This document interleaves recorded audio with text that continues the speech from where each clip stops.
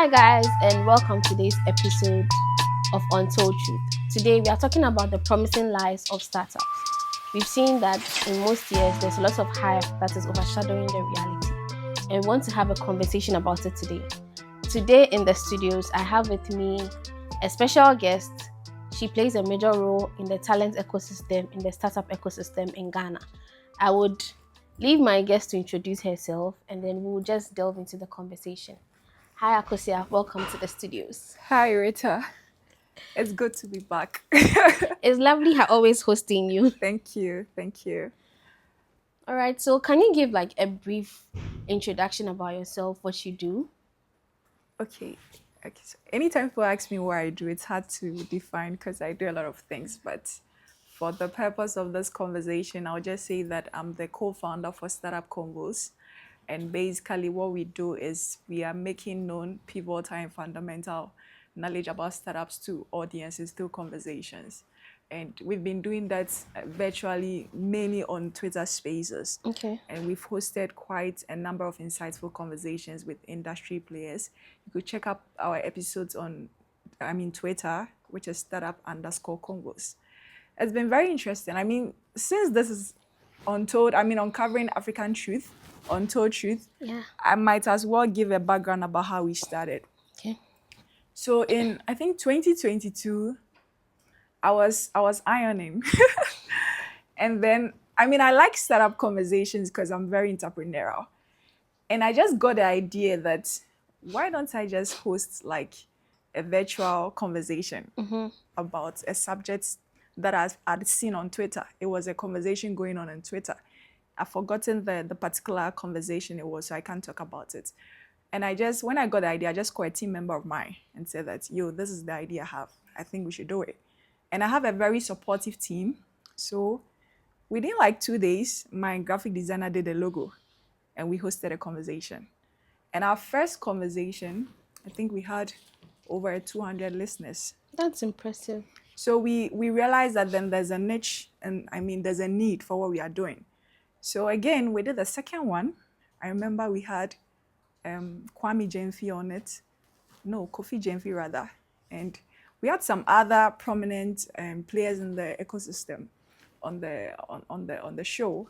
And the shocker was we had over 1,000 listeners. And that was the second one. And we really didn't do so much publicity. So for us, okay, my team members were like, I think we should do this. Like, we should do more of this and all that. But for someone that is very structured and organized, I told my team that we need to run it more like a seasonal something. So, and looking at the fact that I have quite a number of things I do, and some things I start and I'm not able to consistently keep at it. So I decided to get a co-founder, Naja Kai. Because Naja Kai, behind scenes, we had been talking about startups because she was working in Ghana Tech Lab. Yeah. And she was handling your startup-based advisory and all other stuff like that. So now I was also excited about the idea. So the main reason why I even got now on board was in when it gets to the point where I cannot keep at it, Na should be able to play at it because she was also very passionate about helping young people, helping startups and even young entrepreneurs and all of that. And now we are here. When Rita said that she plays a major role, I was like, God, really? Like, we've come that far because Startup Convos is one of the initiatives that really brought me out into the ecosystem. Way back in 2020, I think 2021 or 2, I was working with a company called Survey 54. And as part of our way of breaking into the Ghanaian market, we decided to host Twitter Spaces because we wanted to sell market research to startups. Okay. So I remember a colleague, I was part of the behind the scenes team again, and a colleague was like, there's no light in Nigeria.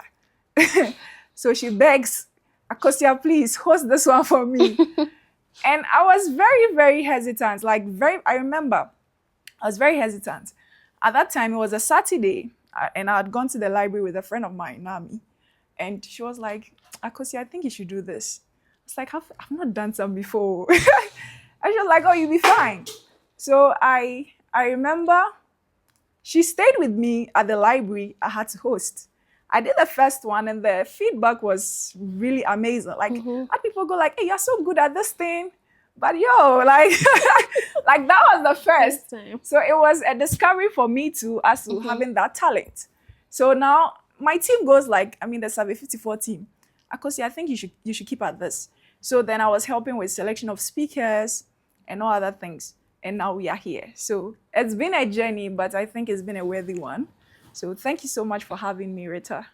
It's great to have you, and I think it's been like an interesting journey. I think I got to know you through a call, Yeah, and that was when I found out you were doing the startup combos, yeah. and it's been an amazing journey. You're really doing amazing, and Thank please you. keep up the good work. Thank you. So, back to our conversation. Initially, I mentioned we are talking about beautiful lives of startup. In the Ghanaian context, or even you're also a founder. You've also experienced how other founders are in the ecosystem. We've seen a lot of startups come and go. Some thrive, some don't. So, if I'm to ask you, like in your own words, what do you think when we say like beautiful lives of startups? What would you say? First off, this particular topic is very dear to my heart because I've had a lot of informal discussions about it with friends in the ecosystem. And I'm happy that people are really catching the fact that the Ghana startup ecosystem, there's a lot of lies. And I mean, people are not building, but they are talking a lot on platforms. And so this conversation, I mean, it'll get to a time that I'll be so passionate. Please forgive me if I am, but it's because it's too much. So I think beautiful lies is when, I mean, founders sit on platforms and say that they have a culture that is so supportive, they are building products that is killing, but they are not doing jack. Like, they are not paying their employees, they are having issues with rent, they are owing people, but they're on panels talking nicely. I think that's like a typical example of beautiful lies. Okay. So, like you said, we've had like, because I have seen a lot of instances where, oh, you hear this startup is doing so well, and then all of a sudden, where is this company? Okay. They ran out of the money. They're supposed probably they had money for like 2 years runway, and the money has just been burnt off. What do you think usually causes like a lot of these lies? Because we hear a lot of ambitious stories.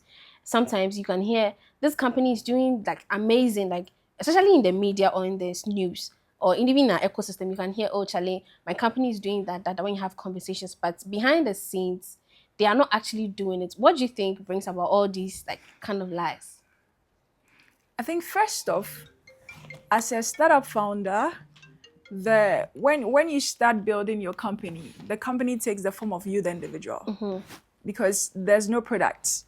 That's why it's a startup. You are testing. So everything that is happening is about you, the founder. So everything that comes out of the business is a reflection of your attitude, your integrity, how you manage people. So majorly, it's dependent on the founder's attitude when it comes to how they start. So you have a founder who goes on air to tell lies. You should tell that the person has an integrity issue. You have a founder who says that we can build A when they know they cannot build. Tell that the person is a liar. So What if like I'm trying to be ambitious or I'm trying to impress it's not investors? bad to be ambitious because we all start out being ambitious. But let's face reality. So there's something that I'm very, very ambitious. My team would say I'm very ambitious. But I've learned to be realistic on ground. So for instance, we have a goal of, say, having about 10,000 community members. I know we can't do that within a year because there are a lot of factors that contributes to that. Yeah. And so what I can do with my team is to sit down and let's make a breakdown. If we want to achieve 10,000 team members, sorry, I mean community Community members, members. that's for Be Tech Connected, what do we do? What do we need to get there? And that would reveal to us whether we are ready or not.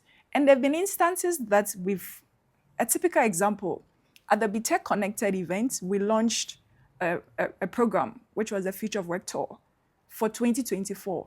We've not been able to execute. Why? Because we realized there's more to it. But we launched it. Not to say we are lying, no. But then we realized that we have to do a lot of things before we can do the tour. So now we are sitting back to analyze things to see how best we can achieve that goal but not necessarily maybe traveling to the schools. You get it. But Mm. here's where founders go on air. They are not doing any work behind scenes as to how they achieve the goal. Maybe some people are doing it genuinely, but we don't know. But there are others that maybe they are not doing that, but they are making, lofty, what's the name? Suggestions. Is it suggestions? Or Or promises. promises is the word. Promises, and then they because they need the money. So you realize that a lot of people. I'm laughing because a friend of mine, I won't mention his name. He told me that startup is the new Yahoo business. Yeah, I feel like it's a new scam. That's I was even Yes, about to get to it. That don't you think people just do it for the investor money? Because yes. He told me that because he said that's why people go and raise and now they go and invest in real estate. They buy farms. They don't pay their workers and the business collapse and they are fine. Like the bad name is there, but they are fine because they've invested in it yeah, in real estate. They will never go broke. But here's the case where the team members, you came with the mindset that you want to help build. So now your boss or the founder has screwed up, and then you are left to go, you have to go and look for another no job. job. So like that's the reality on ground. So I think we need to be, in as much as we want to be ambitious as founders, we need to be realistic. Sorry. It's not bad to be ambitious, but I think we have to be very realistic about like the approach to achieving the goals. All right. Yes. So I think I don't know if you have an example, but I would want you to share like a particular case study or maybe probably a story you heard in the ecosystem where there was an instance where we had like a startup maybe oversharing or like giving us maybe an ambitious goal of something they wanted to do, got investor funds, and then we're not able to achieve it. Now we can't find the startup. I don't think even maybe the founder can even be seen. I think we've heard a lot of stories about that. Yeah. So if you have one, you could probably share with us. I wouldn't want to mention names, but I can give you a resource material to go and check it out. You can check the Ghana Innovation Journal by the Innovation Spark. It's like their journals they release, I think, monthly or something. You could check it out where they stated companies that raised money and now they've collapsed and they give possible reasons. You'd see some names there. I wouldn't want to talk about it, but I want to say that I think Ghanaian founders too are very selfish because here's not all of them, some of them. Because here's the case where they raise, but they don't use the money for they went to pitch for.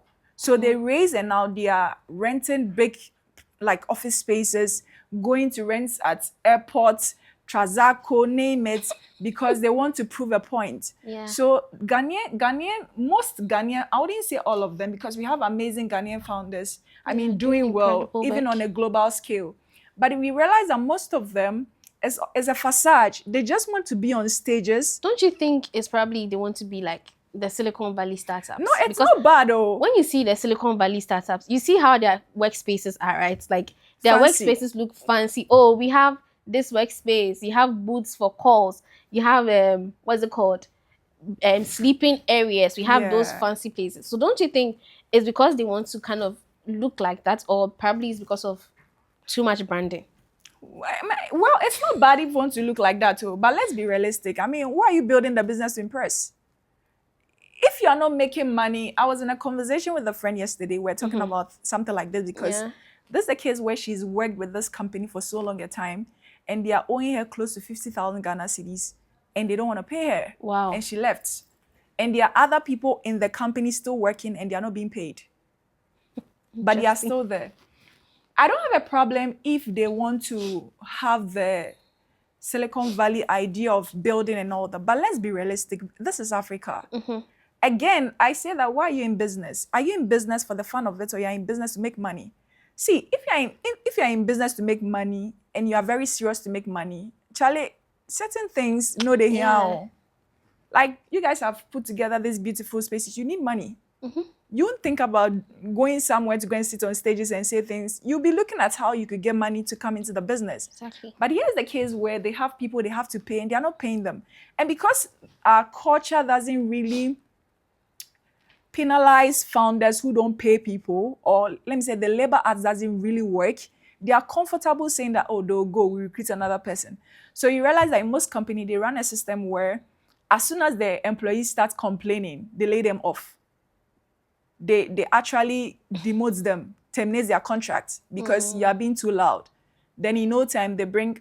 New people. I had a similar example in 2020. I worked with a company. I wouldn't want to mention the name. It was a Ghanaian company, a very popular founder.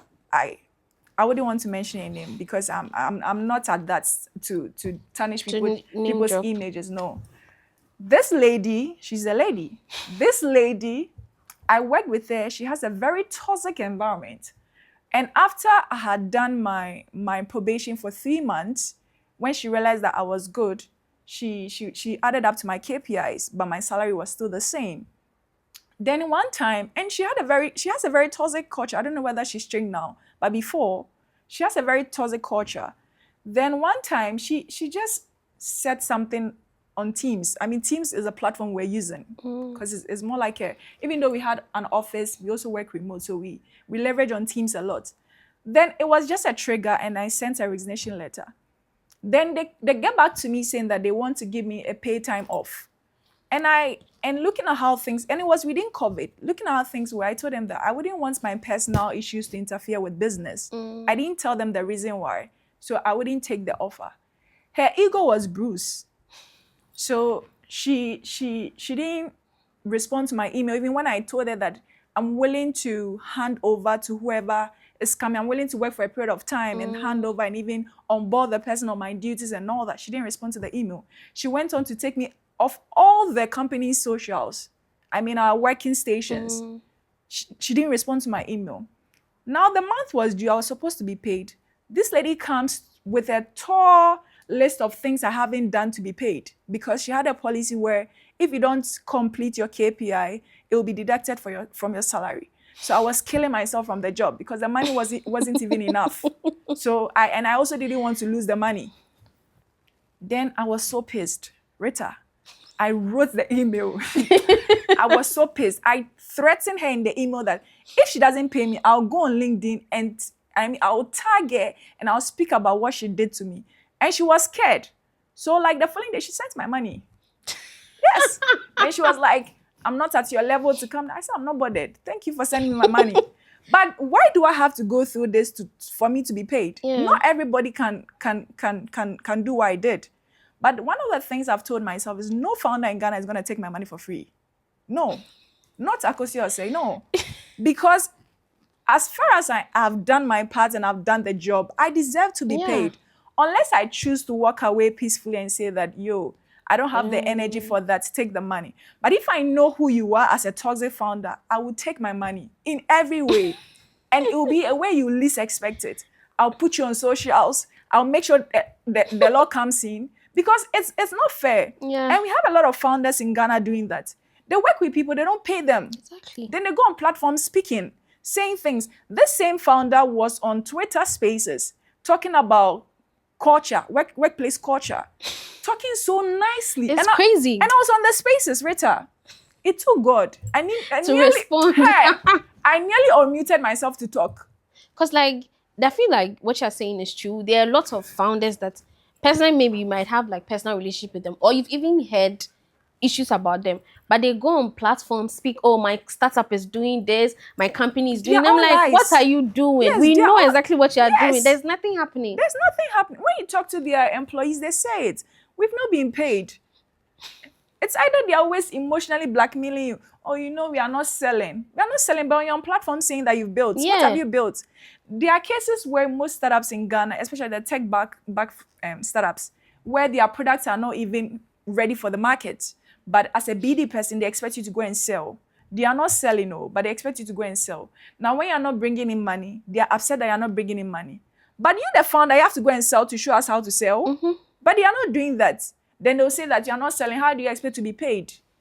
Theirs is to live the lifestyle and show face. So I think it's high time we become very realistic about what exactly we're trying to do. That's why you don't hear a lot about Ghanaian startups doing amazing on a global scale. Yeah. Most of them even doing amazing. You realize that they are even registered abroad. Yeah. They are not really here. Most of them are Delaware companies. Yes, Delaware companies. And it's sad because the typical Ghanaian founder is a cheat, is a bully, is selfish, sexual predator. there are crazy stories in the ecosystem. I mentioned that I was gonna get very passionate because I know stories in the ecosystem. And me being a cautious, I'm not that person that mentions people's name. Yeah. No, I don't have that energy. Yeah, no, no, no. But there are very sad stories in the ecosystem by Ghanaian non-Ghanaian founders that they are even playing on global levels. Exactly. Let me rest my case.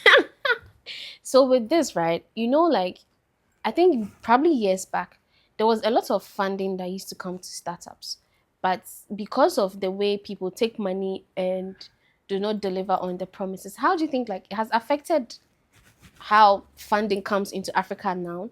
But on what scale do you think it has affected us now? And how do you think we can get back to how we were? As to the damage there is very deep, but I mean we can talk more about the fintech space. The fintech space, you see, if Rita, if you pay attention to the products that they are building, there's nothing new. Like Yeah, compare sure. the companies, they are doing the same thing but with different logos and names. And because it's a numbers game and investors are attracted to numbers. Oh, I did 100 million in transactions. I have 20,000 customers. I'm in Nigeria, I'm in Ghana. And you see, I wouldn't sit here to watch people's dirty linens, but they have a way they are manipulating the numbers, and I know, but I'm not going to talk about it. And so they go to for investment and they are speaking, and you, the Oyibo man, or maybe the Ghanaian person that you've not paid attention to the whole fintech ecosystem, you are sold and you invest your money. And in no time, the business runs 1 to 2 years and then it collapses because the fundamentals, I mean, were weak. We're weak. Last week, I moderated a conversation on the Ghana tech ecosystem, where we've been, where we are, and where we are going. And Norbert was a speaker on, and I posed the same question.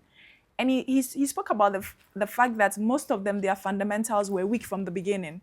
So you can go and lie, say all the things, and they'll give you the money. But in no time, you die out because you don't have a business. You don't have a foundation. So in no time, you don't have a structure to keep building on. It's like you get to a point and your lies have caught up with you. Yeah. So it's either you come with a story that we want to exit. You come with a story that, oh, we are not really making a lot in transactions, so we want to close the business. We don't have money to pay. We've run out of cash. But you raise huge sums of money, right? Yeah. There's a particular founder that he's good at raising. He raised for his first venture. It went down. He started a fintech. It went down. Maybe you know. I won't mention the name. This person he's so good at raising funds. So he can literally put a business together and raise money. But would the business be sustainable? No. Because it's more like a scam business you're running, right? So I think it's more of, that's why I meant, like at the beginning, I said that when you are starting out as a founder, the business is a reflection of you. So because even at the beginning, when people are investing into the company, they don't believe in your products. I've had people tell me that because we don't even care about BTech Connected. We are doing it because we know Because you of and we you. believe in you. So most people invest in you, the founder, not even the business, because they don't see the business, they don't see the product. You are selling an idea to them, but they don't catch it yet. But they are trusting that if I give my money to Rita, based on Rita's track record or based on who I know Rita to be, I'm very sure she can build the startups to that point. Yeah. So it's a matter of integrity, it's a matter of trust, and it's broken. So as to how we can recover, I don't have an answer. But I hope, the new generation of founders like ourselves, we change the Yeah, narratives. we'll try to do Yeah, better. thank you. I think you spoke about how like these lies affect people, like the employees of the organization. We're speaking about how it affects, but how about like the customers themselves? I think a typical example might be the men's gold issue. Look at how Yeah, customers are affected. yeah. So how do you think, like, what are some of the other ways customers get affected with all these beautiful lies they tell us? Like how men's gold now, people's money are locked in now, and there are lots of finance companies that have the same issue. Right. People's money gets locked in. So apart from like people's money gets locked in as customers, are there like other ways customers also get affected with all these lies? Yeah, they do. They do. It's a matter of trust. People buy based on trust, first of and need. So if there are issues with fintechs collapsing and all that, then it's a big challenge for upcoming businesses too. Now they have to do more work about proving to people that they are competent, they can be relied on. But before, maybe they might not have to do that. But now if you're running a business or you're in an industry that there are several episodes of mistrust, you have to do that extra work. So, I mean, customers are largely affected. Yes. Okay, so so I'm just coming back to you as Akosia. So we are wrapping up soon, and Okay. I just want to know from you, what are some of the lessons you've learned? Because before you started, you've worked with a lot of founders. What are some of the things you have learned as a startup founder, not to like repeat what our predecessors did, and what are you doing differently now with your organization? So, on the side of an employee, please, when you are working with a startup, you're not a family. Bottom I line. said this in our first episode. You are not a family member. Please. There's nothing like we are family. No. You went to make money. If you see the signs, please leave. If you see the sign, one, two, they are shaky, leave. Because see, when the business is going down, they work out freely. Oh. But you, the employee, your money is stuck there. You get it? Yeah. And you're not going to look for another job. So please, when you see the signs, leave. You're not a family member. Okay, pay scan and back up. And I think one of the things I also noticed, I think I just want to add to what you said. If you are part of like you worked for like a failing startup, usually when it's on your CV or your resume, a lot of organizations do not want to work with you. I don't know why that happens, Yeah. but they feel like you are maybe part of the reason why the company collapsed, and they are trying to like move away from that. So I don't know. I just wanted to chip this in, Right, but right. like this is how it also affects Yeah. us as employees. Yes, So like you talent. said, Yeah. try to jump ship before it sinks. Oh yes, please. If you see, and I have a friend who is good at that. When he sees that no, a cough from, I'll bet jump it. No, he will even wait to be part of the saga. He will jump. And that's it. And I think, the founders in Ghana, some founders, let me qualify because some founders are also doing amazing, and I know a couple of them. Most of the founders in Ghana know that the typical Ghanaian youth is very dull. They are not aggressive. They are not enterprising. So there are no jobs. But I was telling my friend yesterday that me and Kosi was saying, no, if you have me on your team, you should know in no time I can leave. So if I see the signs, I will leave. Before, I didn't have that confidence because I didn't know certain things. But I've built myself by the grace of God to a point that I know that, I can be on a job and be having escape routes. Not that I don't like the company, but again, if you're a talent and working with companies too, you should have a plan for yourself. That tomorrow they can come and say that we don't need you on the team. Exactly. Maybe you've not even done anything. Oh, they can come and say that, oh, we don't have funds. We are cutting down employee costs. So go. What will be your plan B? So you should always have like a backup plan. Not even because the startup is bad or something, but you, the person, you should have a backup plan. You should have a couple of skills, as we spoke about doing the GDIW. You should have a couple of skills that you can fall on. If the startup you are working with, you realize that it's not going to work, you know you are getting money from elsewhere to focus on. On the side of a founder, one of the things I've realized is, you need a team for everything you are doing. Like, regardless of how beautiful, innovative your idea is, if you don't have a solid team to execute, forget it. And I always say that I'm blessed to have a very young team that we put together the Future of Work event. They are not like professionals. My team are made of students and people who are now doing their national service. But we put together a good event with the support of mentors as well. So you should have a supportive team, and it's dependent on how you treat the team. I don't treat my team members as just like any people. I treat them as vision partners. I treat them as people where we are building together. So I sell the vision to them. And I'm also heavy on the fact that I may not have enough to give you the money. Let me say this on record. Currently, I'm not paying my team. But because I'm a person of value, I connect them to opportunities. So it's more like a barter trade. I'm not paying you, but I could connect you to a job and you're getting money.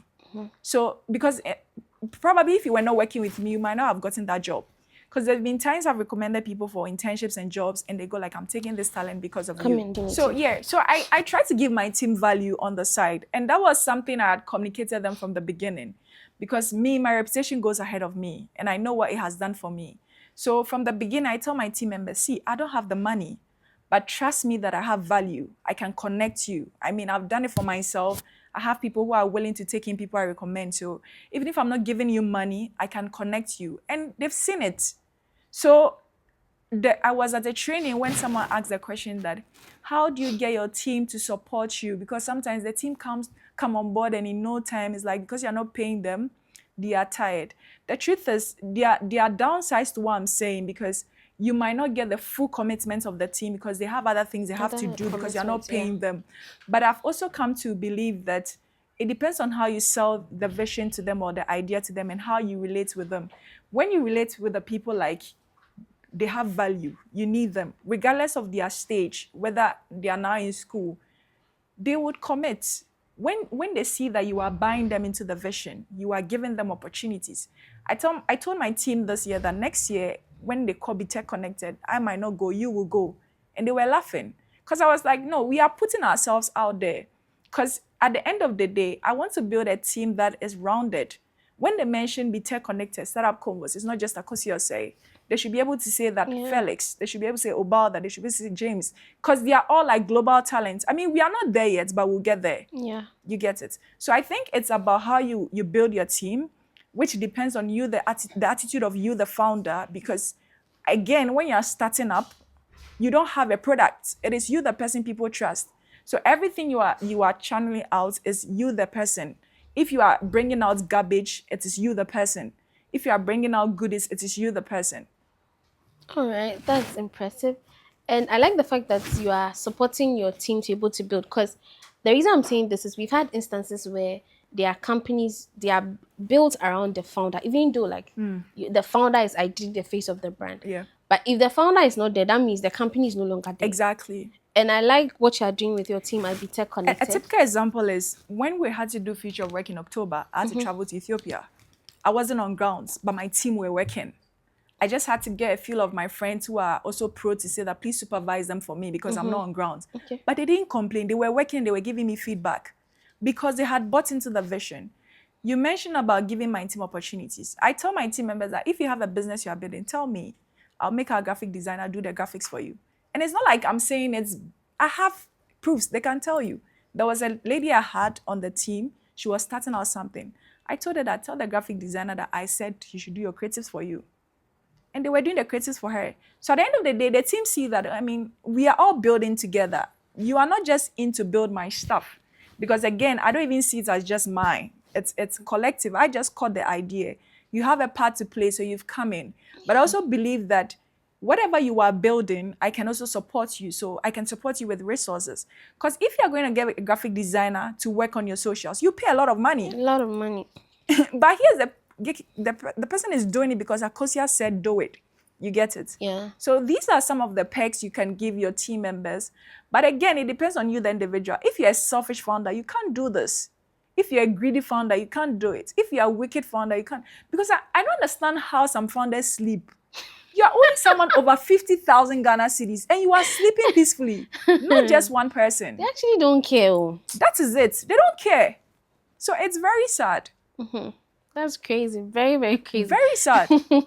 So wait, in view of this, do you think even like in Ghana, the Ghana startup ecosystem would ever get to a point where there would be like transparency, people would come true to tell us what they are actually building and then not lie to us? Because the reason I'm saying this is actually my last question. There's a founder doing that. I want to mention his name, Julian Owusu, Build. Julian tells his story online. He documents his journey, shares the ups and downs. So he's one founder, and I think he's trying to promote transparency when building. And I think he should keep it up. And I'm not surprised because he's a diasporan. And you know, for them, that's the culture. Yeah. But for here, they know that maybe when you see the numbers, you think that they are making too much. Again, there's a level of prudence you need to have as a founder with your team. I mean, that is also there. But I feel like if you are working with a team and you are making X amount of money and you said you're going to pay them B amount, please pay it if the money is coming. If you are paying them, they don't care if you are making all the bucks. I mean, if it gets to the level where they feel like they have to move on, they'll move on. But if you're not paying them, you're buying cars. See, some of them are wicked though. No, No, like it's true. Like a friend shared an experience. Like, I could see my boss is not paying me, but he has bought a car. He has bought a new car. He has We'll bought a share new the car car. because what's the point? It's my salary you've gone to use to buy that car, obviously. Like he's bought a car, and that's why I said, how do you sleep? Because you've come to say I should come and work with you, and now you have to pay me. You go like we are not making money. How did you get the money to buy the car? First off, if you are not making money, you have to pay me from your coffers. Because you brought me on board knowing that you are starting. Car more than you. It's sad, but that's the reality on ground. So I was like passionate to talk about this conversation because I've had like instances where there are lots of young people I speak to, and they'll be like, I want to start a business, I want to buy a car, I want to buy a house, because founders are buying cars and houses in East Legon Hills. Yeah. So they think, oh, when I say, oh, I'm building this business in 1 week, 2 weeks, sorry, in 1 month, 3 months, 6 months, they think they're supposed to be buying houses, buying cars. Yeah. So I wanted us to have this conversation, actually to like talk about exactly what is happening, so that the young founders out there know that it takes a lot of sweat to build. Sorry to cut in. There's a founder that runs a scam business here. Do you know what he does? Maybe someone will not say it's scam, but me, I'll say it's scam. When this founder gets the money, he tells the people, oh, the clients have not paid. The clients have paid. Have not paid. The people will leave. Then you get a new team to start with. The people will leave. Then you get a new team to start with. So when you talk to the people he's worked with, they go like, he will not pay you. That's a typical scam business. What a story. See, God is holding my heart, so I'm not mentioning names. I would have like, this would have been an expose, but this is not the right time. I'm still building my brand. I don't want them to come after me. but it's serious. You get it? It's very serious. And you know some of them, Rita. Yeah, you know I've had them. Personal experience. You've had personal experiences. But those founders, God is coming after them. Oh. I don't think they know. Those cars, it will burn on the road. A lot of them don't go to church, actually. All right, guys. So it's been a very interesting conversation. I'm sure we'd have like part 2 of this. We have more to talk about. And probably then Akosia would want to do the expose. No, because we need to know. No, I was telling an FY that if someone will do an expose for founders, it wouldn't be Akosia say. No. Please, I want to sleep peacefully. Why? I don't want them to come after me. All right, guys. So, Akosia, before we wrap up, do you have like any last words? Yeah, I do. As a young person, I don't think that if you come out of school fresh, don't start a business. Work for a company and learn. Because the rate of failure if you haven't worked with any company is so high. Yeah. I know you can be so ambitious. You want to be the Bill Gates of Ghana, the Mark Zuckerberg. Please, you want to be the Bill Gates of Ghana. You want to be the Mark Zuckerberg. But please start working with a company and learn how to build a business. So I always tell people that, when I was starting out as a talent, it got to a time I assessed myself and I realized I don't spend more than 6 months with a company. And so now employers started asking me questions. A lot of questions. Why do you leave? Because right from school, I wanted to start something of my own. And I just wanted to just get a bit of every organization I work with. It has a downside. So that's one of it. I mean, try and work long with the company and learn something from the company. Work for the company as the founder, as the entrepreneur. When you work like that, you easily rise through the ranks, you easily get promoted, you easily get like raises and all that. So that's my advice to the young person coming out of school who wants to start a business. To the founder building, please let your integrity and reputation go ahead of you. Money is just one of the things. I tell people that by the grace of God, I've built so many valuable relationships that it's not money that does everything for me. Yeah. A typical example is be tech connected. I mean, I'm not here to share the story of how our future of work event was a success. I'll do a documentary on that later. But that particular event just taught me how I have built valuable relationship, because at every point in time, I had like most of the top guys speaking to me, do this, don't do this, speak to this person, go here. And these things money cannot buy. Yeah, no. So I know we, the young people, we really want to make money, but please don't make money at the expense of damaging your relationship with somebody that in no time will catch up with you. Thank you. All right, guys. So this has been an interesting conversation with Akosia. We'll probably have her more on this show. There are other topics we are going to be talking about. So this has been today's episode where we spoke about promising lives of startups. We're trying to uncover the realities of the lies they've been telling us and overshadowing with fancy things. So to any young person out there, like Akosia said, I think you should start a job before even venturing into a business, Yeah. because you need to build money. If you're not coming from like a rich home that can Exactly. fund the Yeah. business, you need Yeah. to build yourself to be able to Yeah. fund that business. So you don't go about lying to people just for quick money, Yeah. and then not delivering on the promises And you even if you mentioned. come from, I have a friend, he's very rich, but when he was starting his company, he told me the company he's starting is not after his own money. He needs to build a lean startup. And that's the mistake most founders make. When they have a lot of money, they think it's sorted. I've consulted for some startups that they came with so much money, but now they are nowhere because they felt like they have the money, so the business will run. It is customers that run business, it's not your money. So if you are running the business and you don't have customers buying, or you don't have people coming in no time you will fail because Yeah. the money will The run money will out. finish. Yeah. Thank you so much, Akosia, for that. So guys, that's a wrap. We'll see you guys on the next episode. Bye. Bye. All right, so Akosia, our followers want to know how they can get in touch with you. So how do we get to see you off this platform? So after this interview, how do people get to contact you? Okay, so please, you can check me out on LinkedIn, Akosi.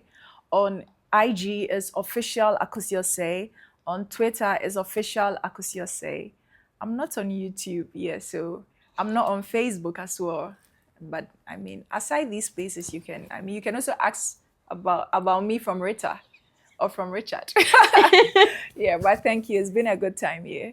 All right, guys. So we are going to be tagging Akosia on all our social media platforms once the videos are up, so that you can follow her.